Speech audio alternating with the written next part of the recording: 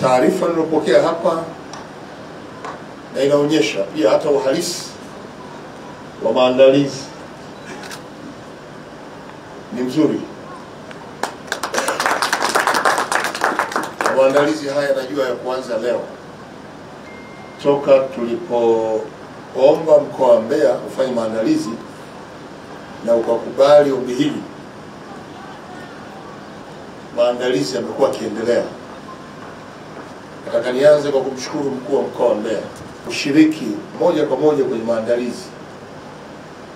Leo tunapokuja kuunganisha nguvu kukamilisha maandalizi, tayari mkoa wa Mbeya ulishafanya kazi kubwa. Hongera sana Mbeya. Lakini vile vile nishukuru wizara zetu zote, Jamhuri ya Muungano wa Tanzania na Zanzibar, kwa ushiriki wa pamoja kuhakikisha kwamba sherehe hii ya kitaifa inafana na inafanikiwa kwa kiwango cha juu. Ndugu wajumbe wa kamati ya maandalizi, nitamke tu kwamba nimeridhishwa na maandalizi ya sherehe hii.